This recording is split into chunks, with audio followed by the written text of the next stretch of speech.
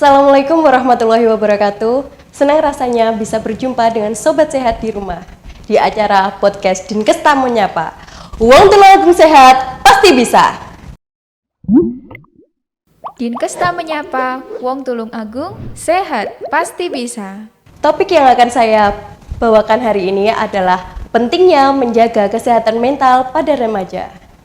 Tentunya pada hari ini saya tidak sendiri karena ditemani oleh Ibu dokter cantik kita, Ibu Naning Wahyu Febriani, dan perwakilan adik Retno Reka Purwanti. Kita akan membahas bersama ya dok, tentang pentingnya menjaga kesehatan pada remaja itu apa, bagaimana solusi yang bisa dokter pesankan untuk adik-adik semua. Nah, bahwa menurut Indonesia National Adolescent Mental Health Survey 2022, jumlah kasus remaja yang mengalami masalah mental yaitu sebanyak 15,5 juta, sedangkan yang mengalami gangguan mental sebanyak 2,45 juta. Di angka tersebut sudah mulai naik dari prevalensi sebelumnya. Nah, di sini dari jumlah baru yang mengakses layanan konseling cuma sebanyak 2,6 juta, sehingga masih banyak adik-adik yang membutuhkan bantuan kita untuk mendapatkan konseling, mendapatkan edukasi, sehingga mereka bisa mengelola stres mereka, meredam amarah mereka, emosi mereka. Gejala gangguan mental pada remaja yang sering terjadi, yang pertama adalah sering terlihat sangat sedih, yang kedua mengalami ketakutan luar biasa tanpa alasan, yang ketiga terlibat dalam perkelahian atau dia lebih suka menyakiti orang lain gitu ya. Ini saya juga sambil ngerepek karena saya juga apa saja yang terjadi remaja kita juga saya belum menguasai, karena banyak banget permasalahan pada remaja kita yang tentunya setiap individu itu berbeda ya dok. Yang keempat itu menurunnya prestasi akademik secara drastis. Yang kelima mengalami gangguan makan seperti tidak makan, memuntahkan makanan seperti itu. Yang keenam tidak memiliki minat untuk melakukan kegiatan sehari-hari. Yang ketujuh sulit berkonsentrasi. Yang kedelapan menggunakan zat seperti rokok, narkoba, dan alkohol. Yang kesembilan perubahan drastik pada perilaku dan kepribadian. Yang terakhir menyakiti diri sendiri atau mempunyai keinginan untuk bunuh diri. Dokter, mohon pencerahannya tentang kasus-kasus seperti itu bagaimana? Apakah di Indonesia ini fenomena prevalensi masalah mental dan gangguan anak remaja ini sudah umum terjadi di masyarakat? Ya, terima kasih Kak Eva ya, di Reka ya. Jadi kalau memang gimana ya? Jadi sebenarnya memang ini ada kasus kita bersama ya. Ini ada apa ya? Masalah kita bersama. Jadi bukan hanya masalah keluarga yang bersangkutan, tapi juga jadi masalah masyarakat, masalah negara seperti itu. Memang kalau kita lihat ya, remaja sebagai potret negeri kita ini 10 tahun ke depan ya, itu memang ngeri banget deh kalau seperti itu hasil surveinya itu ya. Itu memang itu valid itu ya. Itu kan dari Gajah Mada sama dari Queensland di University di Australia ya, sama juga di John Hopkins juga itu yang membuat penelitian itu juga sokeh itu benar itu memang kita itu sebagai alarm buat kita ya, kita itu juga mawas diri. Ini kalau memang berkelanjutan ya, apa jadinya negeri ini gitu, ya mengerikan banget ya itu. Kalau kita lihat remaja itu kan memang masa-masa transisi ya, jadi usia yang memang dia lagi bertumbuh agresif dari peralihan dari anak-anak menuju ke dewasa, dimana memang hormonnya itu kan memang lagi apa ya, lagi dus-dusnya, dan masih kalau kita lihat haidnya aja ya. Jadi kalau kita di Reka, kalau misalnya dulu haid kan nggak langsung lancar ya, kan haidnya pasti kan haid misalnya Januari baru 6 bulan lagi baru haid gitu ya. Iya. Dan mungkin setahun itu masih siklusnya belum lancar, baru tahun berikutnya baru bisa rutin seperti itu. Ya itu gambar memang hormonnya itu memang masih apa ya, masih belum stabil begitu. Dan memang pada usia remaja memang ada namanya pusat fungsi luhur manusia namanya prefrontal cortex ya. Jadi di bagian depan ini ya. Pokoknya kalau kita yang untuk sujud yang di belakangnya tulang dahi ini ya, namanya prefrontal cortex ya. Itu memang pusat fungsi luhur manusia di situ. Itu memang lagi bertumbuh. Jadi kalau mereka itu ada gejolak emosi ya begini, memang kita harus bisa lebih memahami. Kalau kenapa bisa seperti itu ya? Kalau kita lihat ya dalam kalau yang kita lihat mungkin yang sering di dalam saya Muslim ya, kalau dalam agama Islam ada yang teorinya Ali bin Abi Thalib itu kan perlakukan anakmu 0 sampai 7 tahun itu sebagai raja ya. Pokoknya adik pengennya apa, ayo kita main, ayo pilih kue yang mana, beli es krim yuk, gitu. Pokoknya sudah seperti raja, pokoknya VVIP lah begitu ya. Fase kedua itu usia 8 sampai 14 tahun. Itu anak diperlakukan seperti tawanan. Jadi sudah harus disiplin ya, harus tahu aturan, harus dibiasakan dengan kebiasaan yang baik dan seterusnya. Kemudian usia 15 sampai 21 tahun itu adalah saat-saat menjadi sahabat. Ya gitu. Anak saya 4 ya. Memang meladeni anak saya nomor 4 seorang balita, anak yang masih 4 tahun dengan meladeni anak saya yang barep 14 tahun, 15 tahun ya. Sangat dia. Berbeda ya, Dok. Oh, sangat berbeda sekali. Dan kita tidak disiapkan untuk menjadi ibu balita, ibu remaja. Dan Ya, semuanya ibu karir. Ya kita mungkin orang tua kita dulu menyiapkan itu sebagai ibu pekerja kali ya, sebagai Iya. seorang pekerja, lebih ke arah pekerja.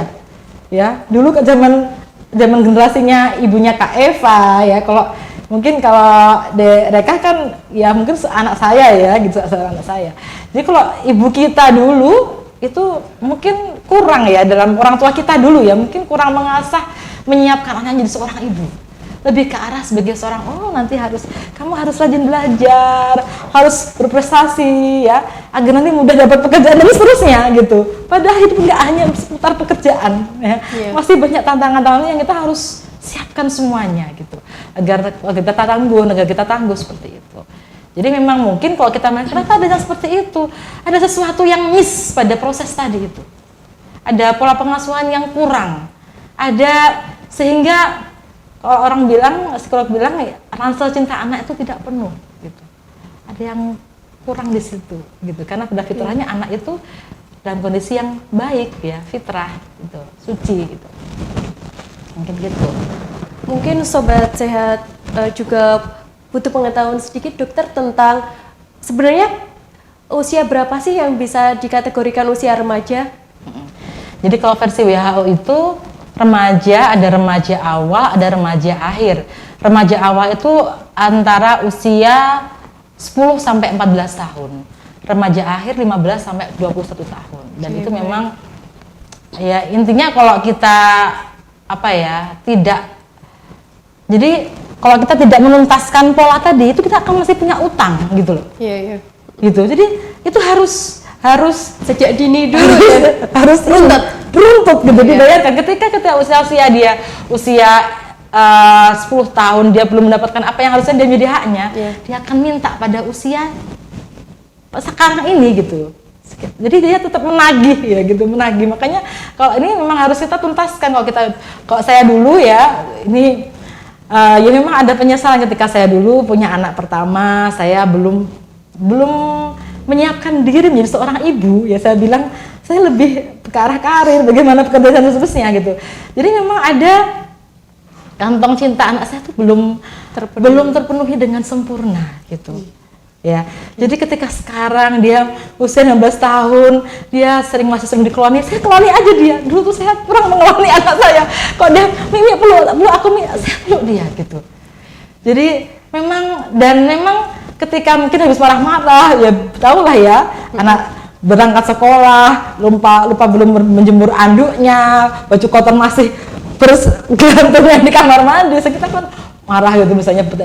Ketika kita meluk anak kita, ya saya sebagai emak yang punya anak remaja ya, itu rasanya memang marah kita jadi leleh gitu. Saya yakin juga dia sendiri kita peluk ya, habis kita hantam dengan amarah tadi, dia mungkin ya saya kira insya Allah dia lebih lunak gitu. Jadi berangkat sekolah jangan sampai lah berangkat sekolah dengan hati gundah gulana ya, nanti ya kasihan lah nanti seperti itu.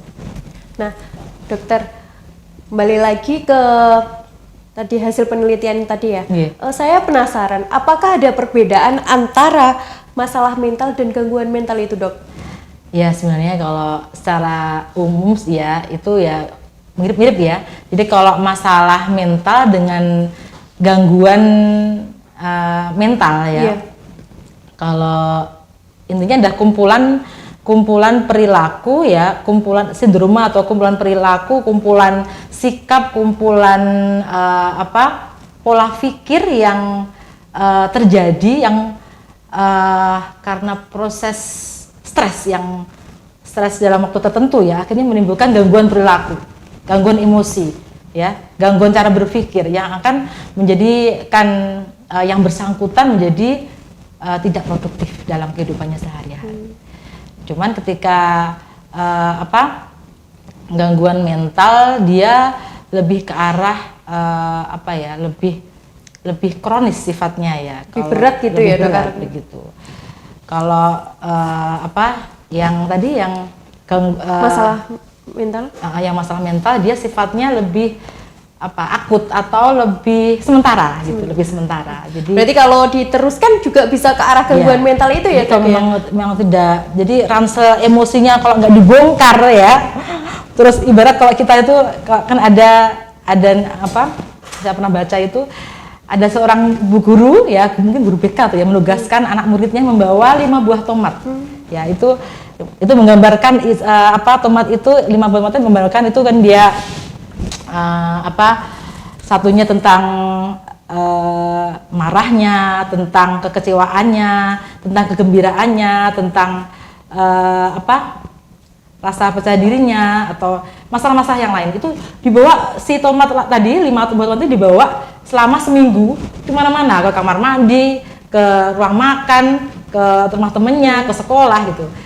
Apa yang terjadi? 5 buah tomat tadi kalau 7 hari gimana? Busuk ya, bahkan malah sampai plastiknya gembung karena ada gasnya itu ya. Jadi bisa dibayangkan.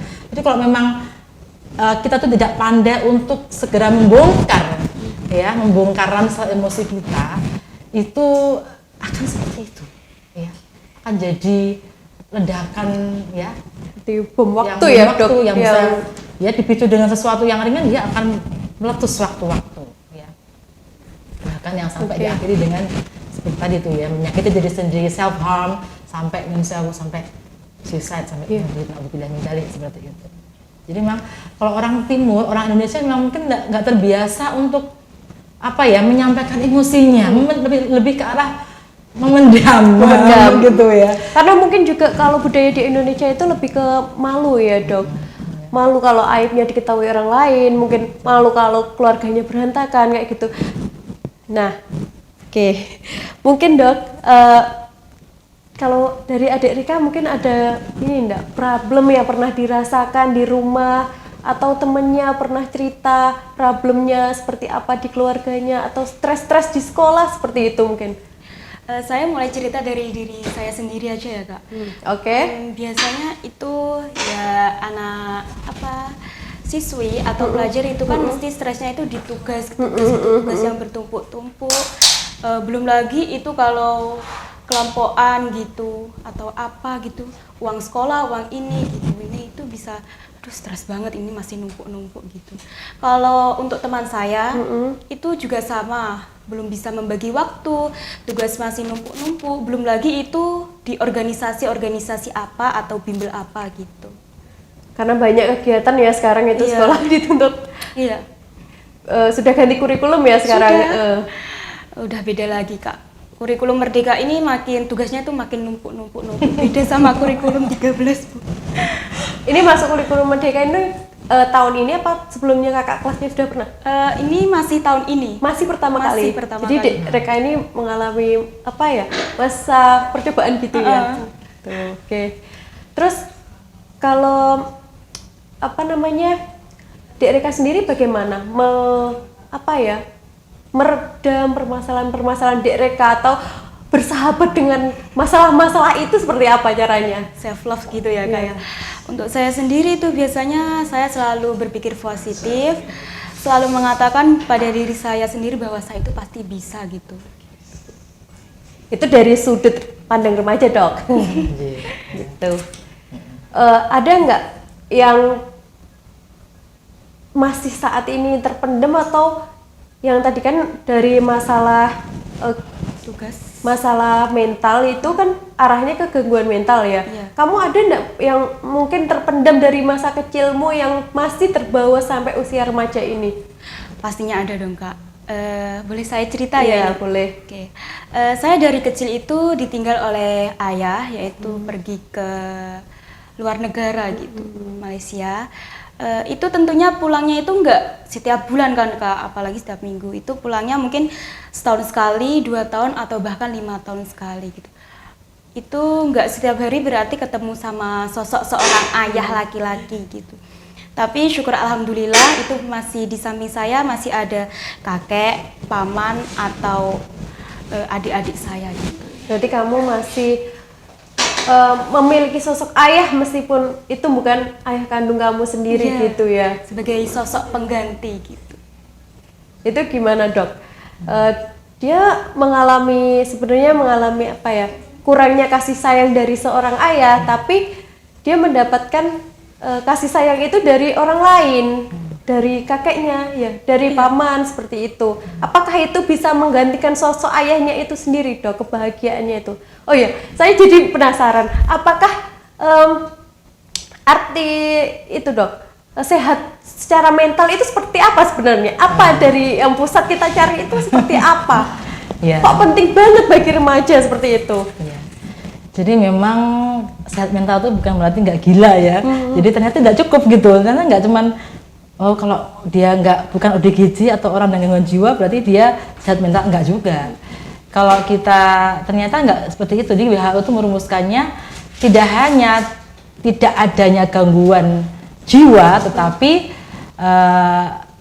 adanya perasaan ya, harus adanya perasaan bahagia, damai, tentram, kemudian merasa dicintai, kemudian kehadirannya itu memberikan manfaat sehingga dia produktif. Itu adalah salah satu kurang lebih ya definisi kesehatan mental versi WHO seperti itu ya, samalah kurang lebih. Berarti kita yang terlihat baik-baik saja itu sebenarnya belum tentu sehat mental ya, Dok ya.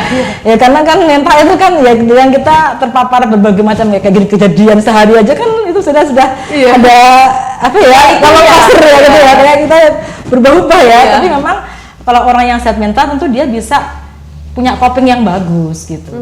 Ya kan ketika misalnya mungkin kita dikejar target pekerjaan apa, ada tugas banyak, itu kan kalau copingnya Reka kan dia self talk, jadi dia saya pasti bisa.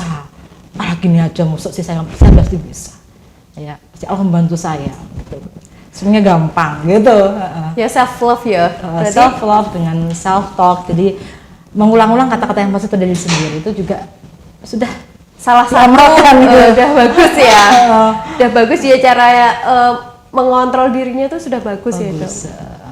Oke, ada ini, Dok, saya tadi juga sempat cari-cari permasalahan apa sih informasi buat sobat sehat semua bahwa Dokter Naning ini adalah dokter dari UPT Puskesmas Balisono ya, Dok, bertugas di Puskesmas Balisono. Nah, ini, Dok, ada beberapa tayangan video yang saya ambil dari teman-teman remaja yang kebetulan bersekolah di wilayah Puskesmas Balisono gitu. Halo, saya boleh bertanya? Iya, boleh. Umur berapakah kamu? Saya umur 11 tahun. Apakah kamu pernah mengalami stres? Iya, pernah. Apa yang menyebabkan kamu menjadi stres? Saya stres dikarenakan terlalu banyaknya kegiatan-kegiatan dan saya itu belum bisa memanage waktu atau mengatur waktu saya sendiri. Lalu bagaimana cara kamu untuk mengelola stres kamu? Saya selalu berpikiran yang positif dan saya yakin kalau saya itu pasti bisa. Terima kasih. Iya. Hai Dek, usianya berapa sekarang? 15. Pernah stres nggak? Pernah. Stresnya kenapa? Karena keluarga. Karena keluarga. Keluarganya kenapa? Sedikit aja. Berantakan. Ayah ibu cerai. Oh. Terus sekarang apa yang kamu rasakan? Ada ini nggak, tekanan batin atau mengganggu pelajaran kamu? Ada waktu kelas 2. Kelas 2 kenapa? Kelas 2 karena stres banget. Karena di rumah kayak nggak enak gitu. Kamu nggak punya teman curhat? Nggak ada. Jadi sendiri. Terus gimana kamu bersahabat dengan diri kamu sendiri gimana? Ajak teman kayak jalan-jalan atau gimana gitu. Oke, terima kasih. Dek, umurnya berapa? 14 tahun. Kamu pernah nggak mengalami stres? Penyebabnya apa kalau boleh tahu? Tekanan dari orang tua juga ada. Kadang dari game juga pernah stres. Kalau dari orang tua apa? Biasanya dari amarah orang tua juga bentak-bentak itu sering. Kalau dari game? Ada yang kalah sendiri sih. Karena main game kalah gitu kamu jadi marah-marah. Selain marah-marah ada efek lain nggak buat kamu? Kadang jadi emosi nggak kontrol. Oke. Bisa ceritakan cara kamu mengelola atau menghandle rasa marahmu itu? Biasanya saya cuma diam di kamar dan mendengarkan musik. Kalau dari orang tua pernah nggak menolong kamu mengatasi rasa marahmu? Jadi nanti saya bahasnya yang ini ya dok, ternyata yang terbaru itu game itu menjadi salah satu faktor pembawa stres, bener nggak? Salah satu mungkin, kalau anak Ya, perempuan salah mungkin satu. enggak. Anak perempuan enggak. Anak perempuan lebih ke Kemudian- arah ke pergaulan kayaknya. Yang dia ada statementnya diam di kamar mendengarkan musik, tadi yang dokter sampaikan pengen bahwa jangan berlarut-larut kalau mendengarkan musik itu seperti menjelungupkan tadi. Terima kasih. Halo, saya boleh bertanya? Boleh, Umur berapakah kamu? saya berumur 17 tahun. Apakah kamu pernah mengalami stres? Untuk selama ini saya sering berusaha. Boleh diberitahu apakah penyebabnya? Untuk masalah itu biasanya lebih gimana ya? Kalau stres itu dari eksternal sih, misalnya dari omongan orang, bisa orang tua lah, yang teman lah gini gitu. Saya kan golongan orang overthinking kan. Lalu bagaimana cara kamu mengelola stres? Saya berusaha untuk berpositif thinking dan selalu beribadah dan tawakal gitu ya. Terima kasih. Oke, menanggapi video-video dari teman-teman remaja tadi gimana dok? Yang pertama itu dia permasalahannya itu di tugas-tugas sekolah yang banyak, mungkin sama kayak di Reka tadi ya, dia sudah mulai bisa mengendalikan itu. Yang kedua dia sering stres karena mungkin broken home, tadi orang tuanya bercerai, mungkin dia kurang keurus mungkin ya gitu, terus tidak enak di rumah, jadi kelas 2-nya dia agak berantakan. Yang ketiga juga orang tuanya sulit mengendalikan emosinya, dia sering dibentak-bentak. Kemudian ini yang paling baru ini bagi saya, dia stres gara-gara kalah main game dok ternyata. Yang keempat itu tugas sekolah juga, tapi dia sudah mulai Tapi dia lucunya dia sudah ini mengendalikan dirinya, salah satu positive thinking dan beribadah. Oh, ternyata cowoknya itu dia taat beribadah, Dok. Ya. Jadi memang kalau kita lihat dari adik-adik tadi itu ada yang apa ya, stresnya itu atau amarahnya itu dialihkan. Ada juga yang dialihkan atau dikeluarkan gitu. Jadi memang idealnya kalau ada rasa marah, ada rasa ya penat, itu memang harusnya kita tuh bisa menyalurkan, mengeluarkan, bukan kok mengalihkan gitu. Karena kalau mengalihkan berarti sebenarnya nggak selesai masalahnya. Jadi Gitu. Dia pergi bermain dengan temannya itu bukan solusi ya, Dok? Nggak selalu jadi solusi ya, karena ya juga tergantung gimana temennya.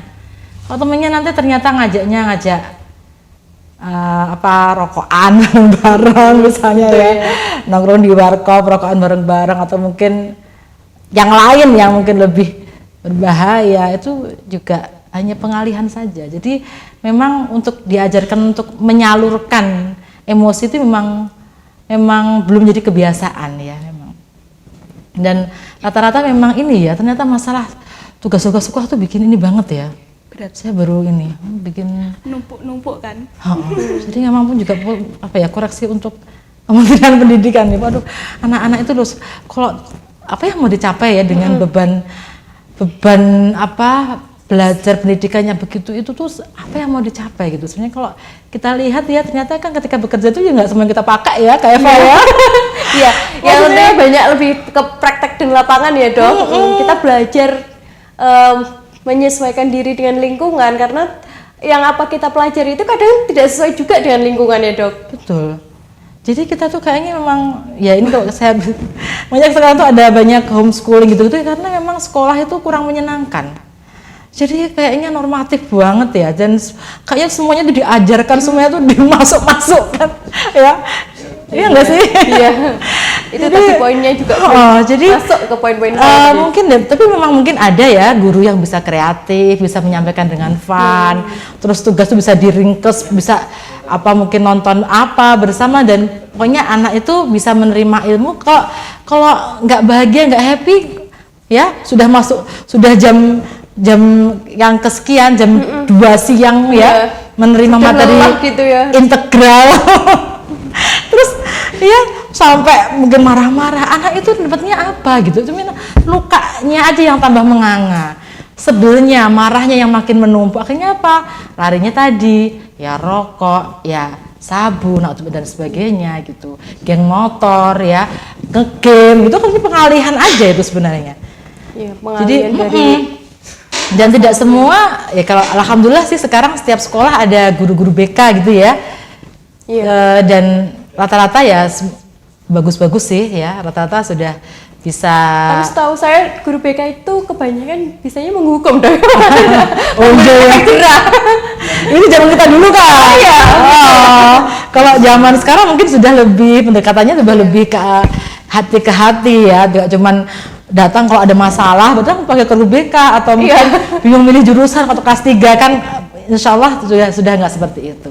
Iya, jadi gitu, alhamdulillah sih sudah ya, seiring dengan mungkin semakin beratnya beban kehidupan anak siswa ya, remaja ya, tapi alhamdulillah ya ada sekarang pendamping di psikolog, konselor gitu di sekolah sudah mulai bertumbuh dan menjalankan fungsinya dengan baik begitu. Cuman kadang-kala anak remaja kita itu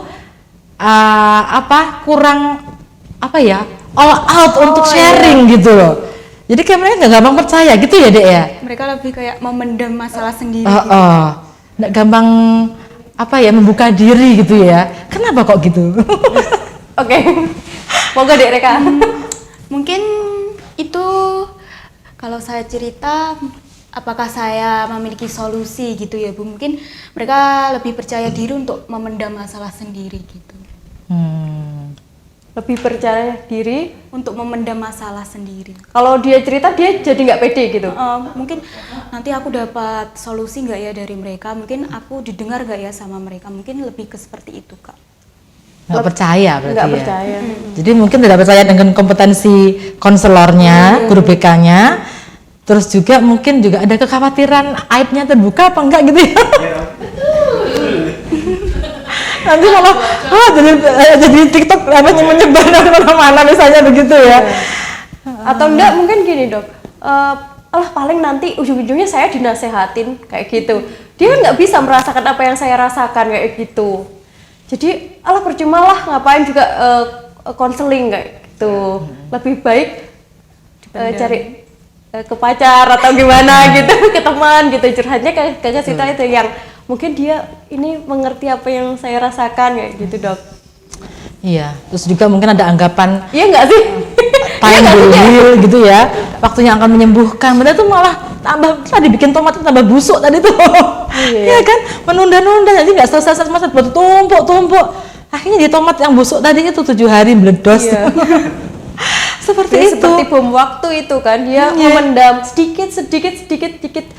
Dan akhirnya saya juga ya kalau dulu di era saya dulu ya Kak Eva ya, itu kan ada lagu-lagunya itu kan lagu-lagu melo banyak sekali ya. Betharia Sonata, Obi Mesa, apa tuh gelas Nia dan Niasi, gelas kaca itu tambah hancur ya dong. Tambah hancur. Ya lagi melo, lagi sedih, lagi stres, lagunya lagu-lagu yang melo. Sekarang lagu-lagunya melo kan banyak ya Dek ya. Gitu. Jual-jual Dek tadi yang dia di kamar mendengarkan musik malah mendalami rasa sakitnya tadi dok. Gitu. Jadi akhirnya kan banyak itu yang kisah misalnya ada beberapa ya kasus bunuh diri diiringi dengan memutar lagu atau film-film yang membuat dia semakin terpuruk gitu. Ya sudah dia anaknya melo, nggak suka sharing, suka lagu-lagu melo, nonton filmnya juga film yang melo-melo, ya sudah, ya nggak akan selesai masalahnya gitu. Dan dia jadi pribadi yang fragil ya. Kita temukan jadi naudzubillah yang udah kicin naudzubillah seperti itu kan juga awalnya kan remaja-remaja yang fragil yang nggak segera dipeluk, nggak segera ditangani, nggak segera dibantu. Jadi ketika dewasa, kasihan banget. Kemarin saya barusan visum itu, anak gantung diri itu, yang ya Bima itu ya, betul itu. Jadi kita visum itu, saya ya Allah. Jadi wajahnya penuh dengan tato, dia gantung diri. Di sini tuh ada tato air mata. Tuh, jadi sedihnya tuh sampai dia gambarkan dalam pilihan motif tatonya, air mata.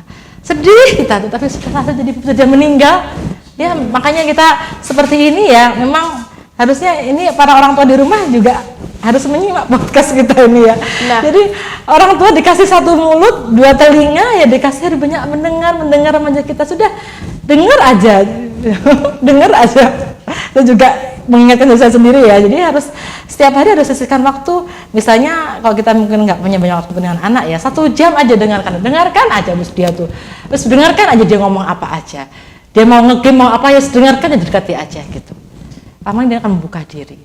Lagi kalau kita masih punya utang pengasuhan pada anak kita, itu lebih gawat lagi gitu loh, masalahnya lebih banyak lagi. Jadi yang berperan penting dalam kesehatan mental anak itu utamanya juga dari orang tua ya dok? Iya, dari lingkup keluarga dulu tadi itu. Ya. Ketahanan suatu negara kan ada ketahanan keluarga. Iya. Kita nggak usah ngomong yang narkoba dan sebagainya. Kalau keluarganya kokoh ya, bonding anak dengan orang tua, ikatannya bagus, anak itu akan cerita apa saja. Nah, saya juga masih belajar ya, anak saya juga belajar juga, saya nggak berani ngomong banyak. Artinya kita juga saya semangatin diri saya sendiri ya. Jadi memang sebagai orang tua dari seorang remaja itu memang harus belajar gitu loh. Jadi ikut parenting, nggak cukup ikut parenting, kita juga harus lebih banyak interaksi dengan anak gitu. Sebenarnya kesalahan-kesalahan orang tua yang seperti apa ya dok, yang sering terjadi di masyarakat itu, yang sehingga menyebabkan anak-anak itu anak remaja khususnya itu menjadi mengarah ke gangguan mental seperti itu. Ya tadi pada usia-usia emasnya. Sekarang kan banyak perempuan yang bekerja ya. Jadi beruntunglah kalau ada adik mereka ibunya tidak bekerja kan, di rumah ya, di rumah tangga tuh beruntunglah itu. Itu adalah pundi-pundi cintanya ya, salah satunya adalah utamanya adalah dari ibu yang siap menemani. Ayah penting, keberadaannya penting, apalagi mendampingi anak remaja perempuannya itu memang peranannya besar sekali. Dan ya tadi tuh memang semuanya ya berproses dalam belajar yang berkelanjutan gitu. Berarti yang pertama adalah kesalahannya mungkin kurangnya peran ibu dan ayah untuk memberikan kasih sayang ke anaknya yang cukup gitu ya dok? Ya dengan ketika hamil ya, jadi memang ketika hamil pun seorang ibu dia harus mendapat kasih yang cukup. Jangan sampai ibu hamil itu galau ya, nggak merasa sayang sama suaminya, jadi baby blue syndrome seperti itu ya. Kemudian nggak mau menyusui bayinya pakai sufor ya. Ketika menyusui dengan ASI langsung ya, kalau ibu pumping itu juga ya salah satu alternatif ketika ibu bekerja. Tapi ketika di rumah jangan pumping ya. Saya sering mendapati ibu balita, kok saya pumping dok, sebenarnya kurang tepat. Kalau di rumah langsung menyusui ya, itu juga getar-getar kontak kulit antara ibu dan anak itu akan membuat modalitas emosional untuk bekerja sampai remaja, sampai dewasa, sampai tua bahkan gitu ya. Jadi seperti ayah saya itu ditinggal ibunya ketika usia 7 tahun. Itu ya saya melihat memang ketika dewasa ya memang ada suatu yang memang tidak lengkap gitu ya. Beda dengan ibu saya yang diasuh dari kecil oleh kedua orang tuanya, itu beda. Itu ada sesuatu yang hilang gitu. Jadi mulai yang kecil-kecil memang kita secara fitrahnya penuhi, hak anak itu dipenuhi dengan sempurna gitu. Nanti kita akan panen ya, nanti akan panen nih Kak Eva ya. Kak Eva kan selalu punya bayi nih ya. Iya. Gitu. Jadi saya juga belajar dok gimana agar nanti kedepannya anak itu tidak mungkin juga saya juga pernah mengalami seperti itu dok, jujur dulu dari orang tua yang seperti ini, yang sibuk bekerja, jadi kurang kasih sayang, merasakan kasih sayang ayah, ibu, sehingga semuanya itu dari awal itu harus milih sendiri. Ada rasa kurang pede jadinya dok. Oh saya itu kayak pengennya itu seperti itu gitu loh, tapi kok mau bicara itu kan dia sulit, karena yang pertama saya juga tidak mendapatkan pengarahan, kasih sayang. Jadi ibu saya sering bilang nggak usah gitu, kayak gitu. Itu modal yang bikin saya itu, oh nanti kalau saya berbuat itu nanti jangan-jangan persepsi orang negatif. Jadi setiap kali saya mau melakukan tindakan itu saya mikirnya harus 2 kali 3 kali, nggak cuma sekali dok. Jadi takutnya nanti stigma negatif ke saya, terus ke orang tua saya, pasti kayak gitu. Akhirnya apa? Saya nggak bisa tumbuh dan berkembang seperti yang saya inginkan. Saya lihat teman-teman yang wah prestasinya seperti ini, yang seperti ini gitu dok. Mungkin juga saya pernah merasakan lah. Iya. Nah, itu yang pertama udah ya dok. Yang kedua yang musik-musik tadi dok. Iya, jadi memang ini ada penelitian ya. Nanti bisa browsing, bisa googling. Jadi namanya hallway theory. Jadi ada penelitian dari Universitas Yale di Amerika. Itu dari Profesor John Burke. Itu beliau ada meneliti ada 40 mahasiswa di Yale University ya yang diberikan jadi 20 kelompok ya. Yang kelompok A dia diminta untuk berkata-kata positif setiap hari ya. Oh hidup ini mudah, nggak ada masalah, semuanya gampang, rezeki itu berlimpah ruah, pemerintah ini oke banget ya, terus teman-temanku baik, orang tuaku mencintai aku, gitu dan seterusnya.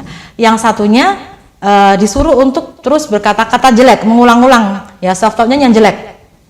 Jadi kayak oh ini orang tuaku brengsek, negeri ini negeri yang berantakan, sampah di mana-mana, hidupku nggak sukses, semuanya gila, semuanya berisik, repot, gitu lah, ya sebetulnya hal negatif semuanya ya. Itu terus disuruh mengulang-ulang selama 30 hari. Nah, terus ada 100 responden yang diundang ya untuk melihat di monitor ya. Terus 40 mahasiswa tadi itu disuruh datang ke kampus ya. Terus di lorong-lorong kampus, di hallway-nya itu, di lorong-lorong kampus dipasang CCTV banyak di mana-mana. Terus para responden 100 responden tadi itu disuruh menebak ini mahasiswa yang A apa yang B gitu ya. Ini mahasiswa yang tadi yang disuruh berkata-kata positif setiap hari, ada yang atau yang B yang disuruh kata-kata negatif. Itu setelah mereka melakukan 30 hari. Dari 100 responden tadi itu ya, ternyata hampir 100% menebak dengan tepat. Ya, walaupun ya mungkin yang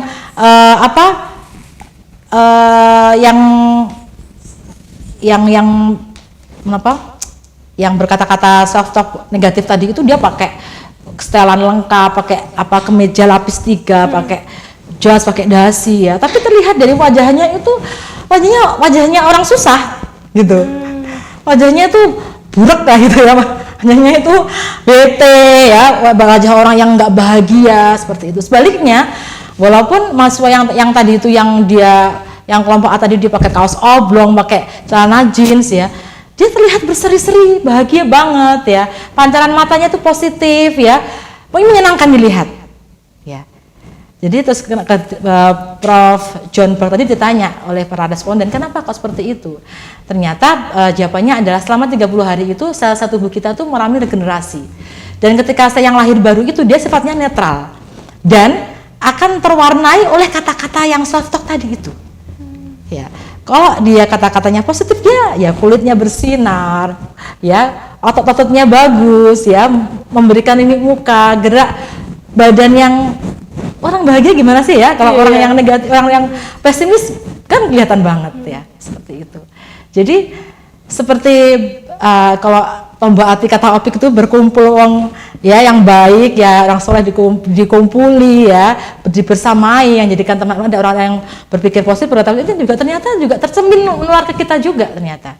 Secara memang dari ilmu biologi tadi regenerasi saja juga terpengaruhi secara mental, apalagi seperti itu. Jadi pilihan-pilihan tadi itu ya, memilih teman yang tepat ternyata penting banget gitu. Memilih musik yang tepat, memilih film yang tepat, memilih buku-buku yang tepat. Itu juga ternyata buku-bukunya novel-novel yang melo, yang sadis, ya apa yang mau diisi dari mentalnya. Teko akan mengeluarkan sesuai dengan isinya. Kalau dia ngegame-nya game yang sadis-sadis ya, atau yang pornografi, ya apa yang keluar dari mulutnya, karyanya, ya nggak jauh dari itu semua, gitu. Jadi kalau kita sering memberikan bentakan, kalau saya pernah memberikan bentakan saya beristighfar, ya itu ya nanti anaknya jadi kasar seperti itu juga, ya. Kok dari bayi juga ibunya sudah sering marah-marah, ya, seperti itu ya. Itu juga tidak jauh dengan bayinya juga tidak jauh dari itu juga, jadi gampang rewel, gampang sakit dan seterusnya. Jadi ternyata self talk positif itu penting banget mereka. Jadi juga mereka sudah mempraktekannya. Maksud juga self talk dengan lagu, ya, itu ya lagu yang mau pilih lagu-lagu yang positif ya. Mungkin sekarang lagu positif dan lagu negatif lebih banyak lagu positif, lebih banyak lagu negatifnya kali ya. Gitu. Jadi pintar-pintar aja kita memilah ya. Berarti yang pertama itu kita untuk teman-teman remaja untuk bisa mencegah dan mencegah masalah mental ya dok. Mencegah masalah mental itu yang pertama parenting dari orang tua. Betul. Yang kedua adalah itu bisa self talk dirinya sendiri untuk berpikir positif dan memilih hal-hal yang positif ya dok. Nah ini dok, kebetulan kan adik Rika ini kader remaja. Nah gimana sih peran kader remaja, apa yang pernah kamu ini buat teman-teman kamu yang pernah kamu berikan? Tentunya yang pertama itu pendaftaran. Kak, untuk yang selanjutnya mungkin itu pengukuran dari lingkar pinggang, lingkar lengan atau tinggi badan serta berat badan. Dan yang selanjutnya adalah seperti melaporkan gitu Kak, melaporkan yang telah diukur tadi. Dan yang meja selanjutnya yaitu konsultasi, informasi dan edukasi. Nah, berarti perannya tadi di yang meja 5 tadi ya, Iya. menerima konseling dari Konseling. teman-temannya remaja-remaja itu. Ada berapa sih jumlah pesertanya yang ikut kader Posyandu. remajanya? Yang ikut posyandu itu satu desa kurang lebih 50 anak. 50 anak. remaja. Itu sudah semua apa belum? Sudah. Oh, sudah semua. Berarti Aderika ini di desa mana? Sumberingin Kidul. Sumberingin Kidul. Sumberingin Kidul dengan 5 kader ya temannya. Iya. Bener. Oke, itu ada pesan-pesan lain enggak, Dok? Yang Iya, mungkin iya. Jadi memang kalau sobat remaja, anak-anakku yang masuk usia remaja ya, jadi memang masa depan adalah di tangan Anda semua ya. Jadi ketika kalau sekarang kita ada fenomena blast ya. Blast itu apa? Blast itu apa? Blast menjadi best ya. Jadi kalau kalau kita menghadapi kita melihat permasalahan seperti ini ya, memang kita harus pertama mengajarkan mereka untuk asertif, brief ya. Jadi harus berani, misalnya kalau ayo rokokan yuk, oh enggak ya. berani menolak ya, Dok? Berani menolak ya. Oh enggak, rokok itu enggak bagus untuk paru-paru, dan enggak bagus juga untuk kantongku misalnya gitu ya. Itu harus berani, harus punya keberanian seperti itu. Kemudian harus punya empati juga ya. Punya empati dari mana? Empatinya dari ya ketika di sekitar itu ya juga harus orang bilang ya, kalau jangan dangak terus. Aduh, itu temanku punya HP-nya keluaran terbaru, fiturnya yang canggih-canggih, laptopnya yang paling bagus ya. Kemudian motornya itu loh motor yang apa itu saja nggak tahu, motor yang motor yang paling baru misalnya gitu. ya. Sedangkan aku seperti ini misalnya gitu, itu kan sering gitu ya. Kok kemarin kita sempat survei juga ke teman-teman dari SMA 1 Ngunut, itu juga masalah ekonomi itu juga ternyata membuat pikiran mereka juga galau gitu lah. Jadi pengennya tampil begini-begini nggak bisa karena keterbatasan dari keluarga dan sebagainya seperti itu. Itu juga empati itu penting. Jadi ketika nggak punya empati, tentu dia akan selalu nelongso aja. Tapi kalau kita punya empati, kesyukuran pasti diutamakan. Kemudian spiritual, itu juga penting spiritual. Karena kalau kita, saya yakin semua agama mengajarkan bahwa kita tuh berusaha yang terbaik, selebihnya Tuhanlah yang menyelesaikan. Gitu, itu ada pikiran agar kita nggak stres, gitu kan? Jadi kita masih punya Tuhan, masih punya Allah yang akan menyelesaikan semuanya. Tugas kita hanya berikhtiar semampu kita. Selebihnya, let God take the rest. Selesaikan gitu. Yang selesaikan Allah ya. Kemudian yang terakhir ya, challenge ya. Jadi kita fokus pada bakat kita. Setiap orang itu punya kelebihan masing-masing. Jadi saya dengan Dereka berbeda, ya punya kelebihan sendiri-sendiri. Kak Eva juga beda, saya nggak bisa masak, Kak Eva jago masak. Ya, gitu. Misalnya Dereka bisa bikin aplikasi, saya nggak bisa. Jadi setiap orang tuh punya kelebihan masing-masing. Jadi tidak bisa dibandingkan karena semuanya semuanya limit edition, semuanya edisi khusus, edisi spesial gitu. Jadi tidak ada duanya. Yang ada dunia ini Eva ya seperti ini gitu ya, nggak ada yang lainnya gitu. Itu juga harus ada dalam diri kita. Kita fokus pada kelebihan. Syukur ya, Dok ya. Fokus pada kelebihan, jangan fokus pada kekurangan gitu. Kalau kita nggak bisa matematika, kita juga bahasa sampai kita jadi jagonya jago gitu. Jadi itu akan menimbulkan lebih bahagia, lebih rileks ya. Dan kita tampil sebagai diri kita sendiri. Gitu aja ya. Oke, Dok, karena keterbatasan waktu juga ini, Dok. Mungkin kita sambung lagi lain waktu. Mungkin untuk pertanyaan Sobat Sehat semua nanti bisa dijawab next time. Oke. Terima kasih untuk Sobat Sehat semua. Pada hari ini kita cukupi sesi bincang-bincang kita. Dan jangan lupa like, follow, komen, dan subscribe di YouTube Dinkesta TV. Follow IG Dinkesta dan IG Puskesmas Balisono. Sebelum kita akhiri acara hari ini, yuk kita jargon bersama, Dok. Nah, kalau saya bilang Dinkesta menyapa, panjenengan jawabnya Wong Tulungagung Sehat pasti bisa, gitu ya. Oke. Dinkes tak menyapa. Wong Tulung Agung sehat pasti bisa.